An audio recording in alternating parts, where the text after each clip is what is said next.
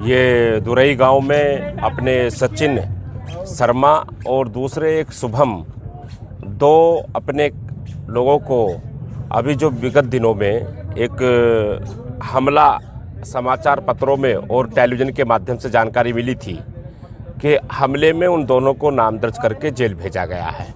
उसको लेकर के राष्ट्रीय परशुराम परिषद के हमारे प्रदेश के पदाधिकारी और जिलाध्यक्ष परशुराम स्वाभिमान सेना के सभी संगठनों के उनका एक अनुरोध था कि आप उस परिवार में आकर के उनकी निष्पक्ष जांच होनी चाहिए और निर्दोषों को इनको जांच करा करके उस पर कार्रवाई होनी चाहिए।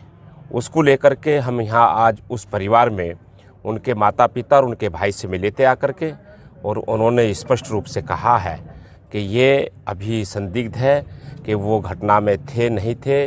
उसको पुलिस ने उठाया तो उस सारी बात को लेकर के जो AII के जो अध्यक्ष हैं और सांसद हैं उस पर जो हमला है, तो वो लगातार जो एक बहुत कटुर भाषा और जो आक्रामक और सबको गाली देने का काम कर रहा था, तो उस पर क्या ये आवश्यक नहीं है कि इनको वो बच्चे थे नहीं थे, तो जांच करने पर पता लगेगा।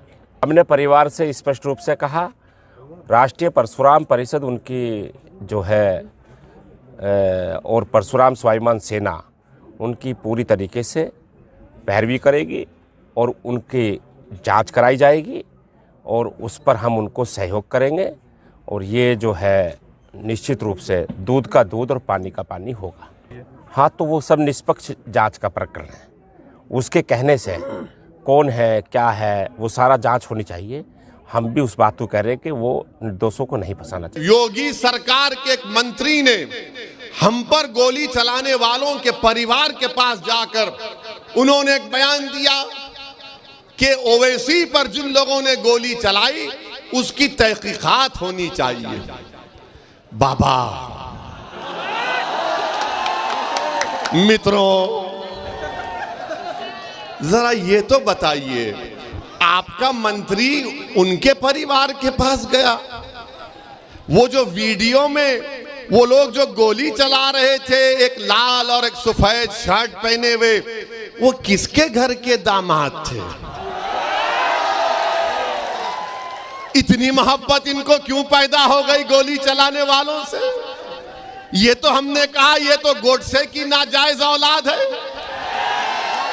ये संविधान पर भरोसा नहीं करते, बैलेट पर नहीं करते, गोली पर करते।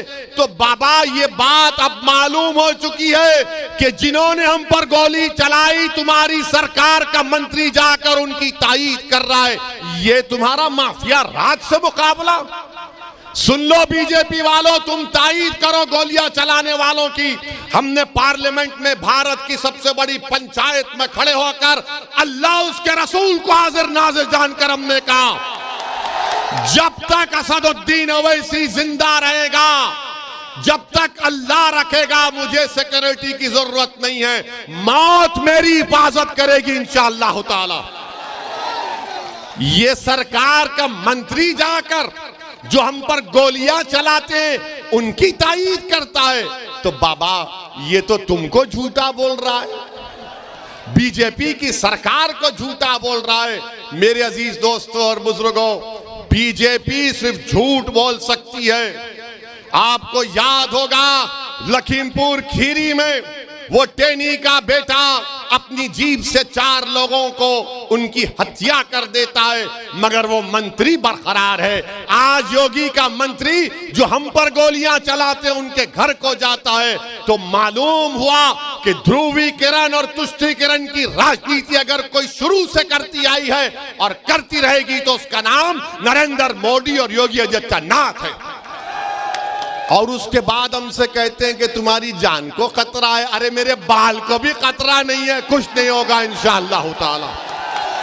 अल्लाह अपने नबी मोहम्मद मुस्तफा सल्लल्लाहु अलैहि वसल्लम के सदक़े में अल्लाह ने हमेशा हमको कामयाब किया, आज भी कामयाब करेगा।